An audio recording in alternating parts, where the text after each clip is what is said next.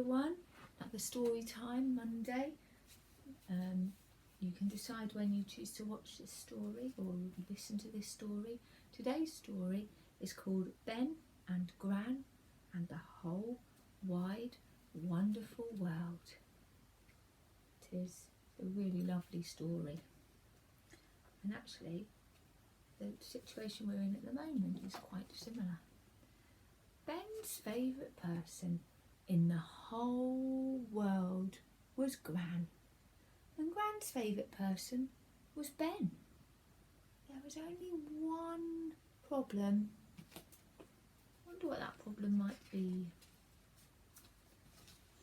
Ben's house, which was little and red with a slopey roof and a rabbit in the garden, was over here. And Gran's house, which was tall and twisty and cluttered with books and cats and knitting, was over there, miles and miles and miles away.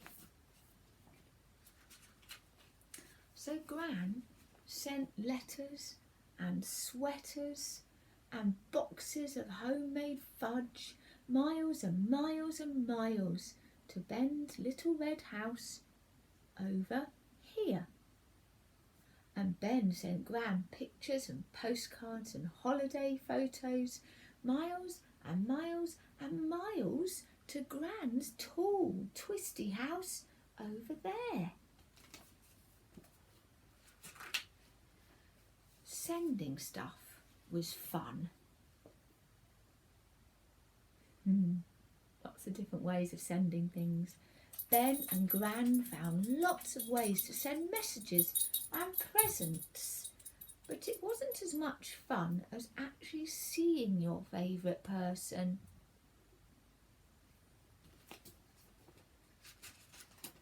So Gran sent Ben a special letter.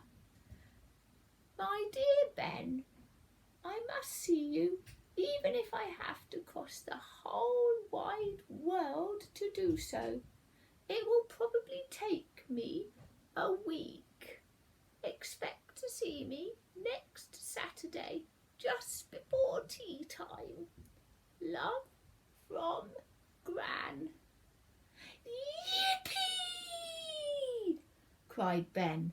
Mum helped Ben send a special email to Gran. See you on Saturday at tea time. Then Ben thought for a bit. I've got a lot to do to get ready for Gran, he said. It will probably take me a week. So he set to work. The next day was Sunday. Gran packed her bags.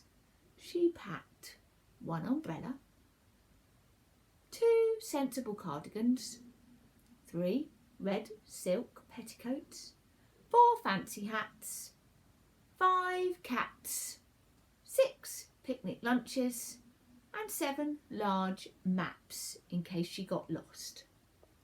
And Ben cut up lots of coloured paper in the little red house. On Monday, Gran set off from her tall, twisty house. She hitched a lift on a wagon, rode through the forest and crossed a rushing rocky river on her way to see Ben. Just then, in the little red house, Ben found an old sheet. Can I have this for something special? He asked Mum. Wonder what he's going to do with it.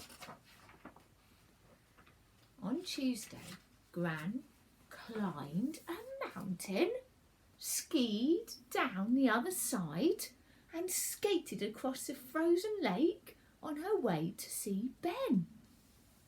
And Ben glued and stuck and sploshed in the little red house.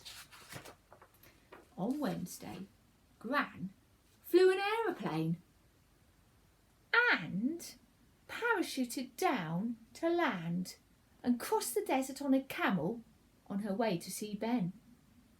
I like the cats parachuting down on the umbrella. The camel wasn't very helpful. Gran didn't get very far that day.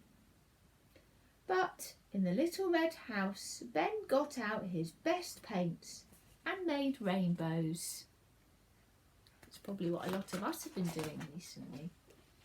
On Thursday, Gran jumped from a motorbike onto a motorboat and zoomed across the shining sea on her way to see Ben.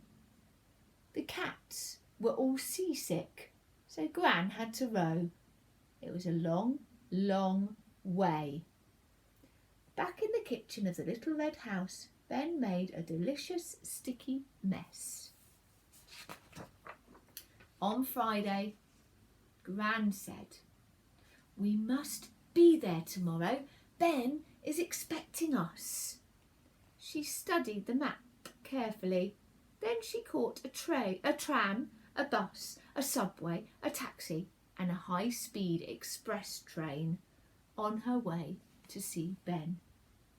At last, in the little red house, Ben had finished being busy. He was ready for Gran. So he went to bed. On Saturday, Gran walked and walked on her way to see Ben, and Ben looked out of the window of the little red house and waited for Gran. Gran walked and walked. Ben waited and waited. Then finally, just before tea time, Gran walked up to the front door of the little red house and called out, "I'm here!" And they are really happy to see each other. And Gran wasn't over there anymore, miles and miles away. But she really was over here with Ben. And Ben thought that the little red house with the rabbit and the cats and Gran at the tea table was the best place to be in the whole wide, wonderful world. Very happy at the end. It's a lovely story. I hope you enjoyed that, Year 1. Take care. Bye.